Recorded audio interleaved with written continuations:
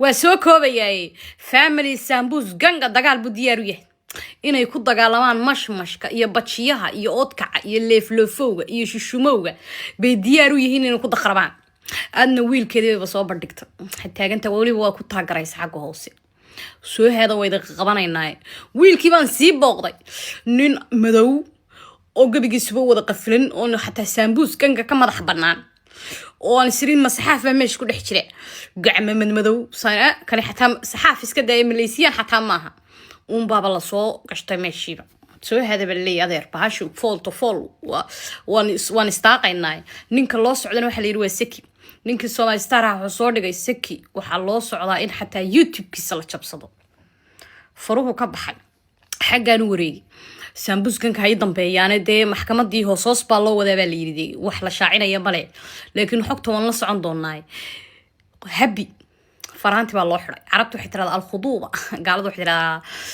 فرانتي جريس سومالي وحتى فرانتو وقلي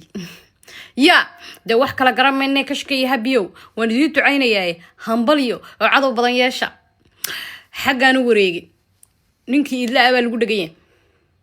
ناكتي سيبا ليروا كود جين هذا سومالي ستار ما هم نلاش قيني حنت وكينيا يا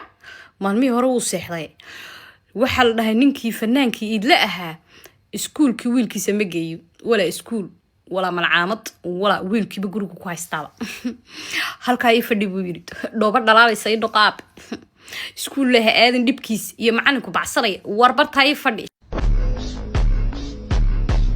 الشيء لهنا شاكا كنت ماد شاكا دواسي أتكات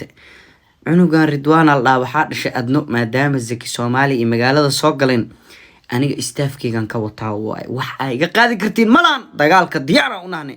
gala dagaalka niyo laakiin zaki wara cunugi laba lafood oo noqday ma sha Allah nin weyn oo dheer waaybe zaki Soomaali asiga haday isku aadan ani zaki Soomaali waa cabsanooba zaki yow maadaama hindida faqiirinta oo agtaa walaalkay talaan ku siina alaabta oo hindida markino bagwaanka la aqriso